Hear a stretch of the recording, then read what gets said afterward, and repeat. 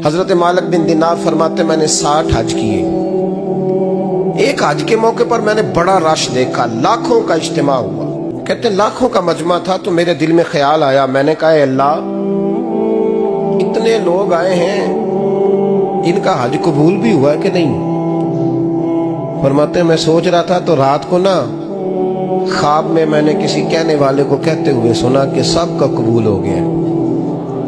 बल्ख का रहने वाला मोहम्मद बिन हारून बल्खी है, उसका हज कबूल नहीं।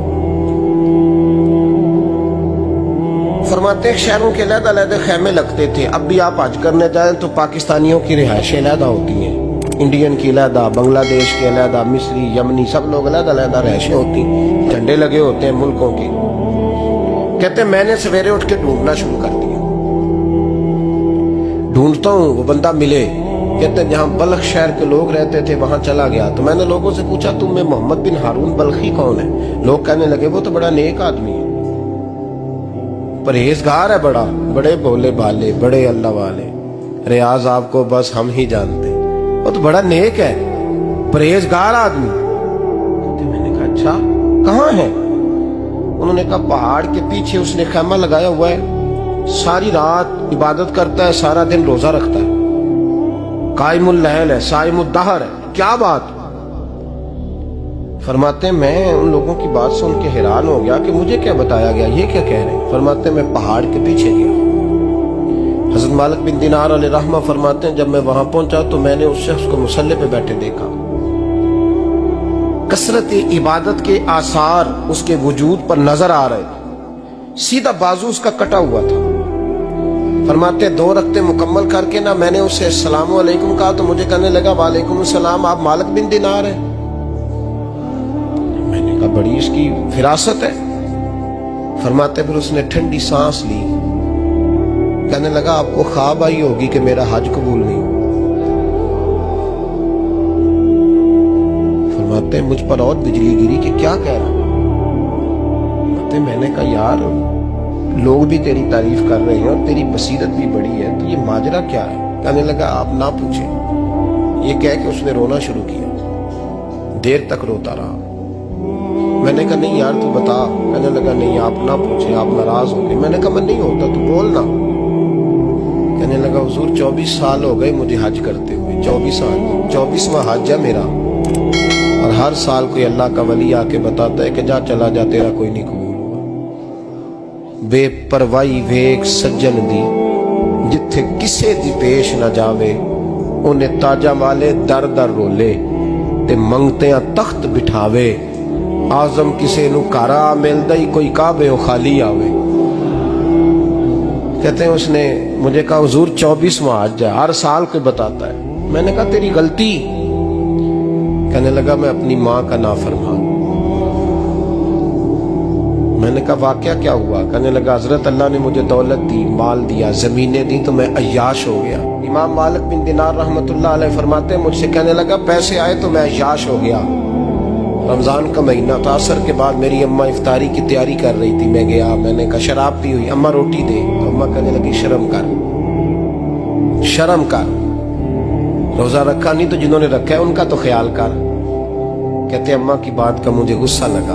मैं कहा करता हूं बदनसीब है वो बेटा जिसका बाप उससे बात करते हुए डरता है कि पता नहीं कहां से बोलेगा। बदनसीब नहीं वो बेटा जिसकी माँ उससे बात करते हुए सहम जाती है कि पता नहीं कौन सी बोली बोलेगा। बदनसीब नहीं कि माँ बाप भी जिससे खोल के बात ना कर सके। हजरत मालिक बिन दिनार से कहने लगा अम्मा ने जब कहा ना शर्म कर तो मुझे गुस्सा आया, मैंने माँ को थप्पड़ मारा और मेरी माँ जलते हुए तंदूर में गिरी। लोगों ने मुझे पकड़ के अंदर बंद कर दिया कमरे में। सारी रात में शोर सुनता रहा पर नशे में धोत रहा। सवेरे आंख खुली तो मेरी बीवी बैग बांध रही थी। मैंने कहा कहाँ जा रही हो। कहने लगी जो माँ का नहीं बना मेरा कैसे बनेगा। तो मैंने कहा मेरी अम्मा का वो तो लोगों ने रात को ही दफन कर दी जनाजा पढ़ के। तड़प के कहने लगा मुझे क्यों नहीं बताया। तो कहते हैं लोग कहने लगे तेरी मरती हुई माँ कह गई थी इसे मेरा मुंह ना देखने देना। मेरे जनाजे के करीब ना आए। हजरत मालिक बिन दिनार फरमाते हैं जब उसने ये बात सुनाई तो मैंने भी उसके मुंह पे थप्पड़ मारा। میں نے کہا تو اسی قابل ہے. کہتے ہیں وہ رونے لگا, حضور دعا کرے اللہ مجھ سے راضی ہو جائے. کہنے لگا جب ماں کی انتقال کی خبر ملی تو میں نے کلاڑی لے کے وہ ہاتھ کاٹ دیا جس سے ماں کو مارا تھا. میں نے ساری جائیدادیں خیرات کر دی. 24 سال ہو گئے, 24 سال. ساری رات نماز پڑھتا ہوں, روزہ رکھتا ہوں, حج کرتا ہوں, پر ہر سال کوئی آ کے کہتا ہے جا دوڑ جا, تیرا کوئی نہیں قبول ہوا. حضور دعا کرے مالک راضی ہو جائے. فرماتے میں تھپڑ مار کے آ گیا. میں نے کہا تجھ سے راضی ہو جائے اتنے ظالم سے. امام مالک فرماتے رات کو آ کے سویا تو مجھے خواب میں رسول پاک کا دیدار ہوا. تو نبی پاک علیہ السلام نے فرمایا مالک تو اسے مایوس کیوں کر آیا ہے, اللہ تو بڑا مہربان ہے. کہا حضور ماں کے نافرمان کو معافی کیسے ملے گی؟ تو امام مالک فرمانے لگے نبی کریم نے فرمایا جا اسے جا کے بتا دے تجھے قیامت میں تیری ماں کی وجہ سے بخش دیا جائے گا. کہا حضور اماں کی وجہ سے کس طرح؟ تو محبوب فرمانے لگے اس کی ماں قیامت میں اس کے خلاف مقدمہ دائر کرے گی رب کریم کی عدالت میں. اے اللہ میں نے 9 ماہ پیٹ میں رکھا, درد سہ کے اسے جنا, جگر کا خون پلا کے پالا, اور اسی نے مجھے قتل کیا. رب کریم اس کی ماں کا مقدمہ سن کے کہے گا اٹھاؤ اس کو دوزخ میں پھینکو, اس نے ماں جلائی تھی اسے بھی جلاؤ. محبوب فرمانے لگے جب پکڑ کر کے مالک اس کو محمد بن ہارون کو لوگ لے جائیں گے نا جہنم کی طرف, ابھی فرشتے گھسیٹیں گے ہی تو پلٹ کے پھر اماں کی طرف دیکھے گا, اور دوسری دفعہ پھر گھسیٹیں گے تو پلٹ کے دیکھے گا, اور تیسری دفعہ پھر پلٹ کے کہے گا اماں یہ مجھے جلانے لگے, اماں یہ جہنم میں پھینکنے لگے.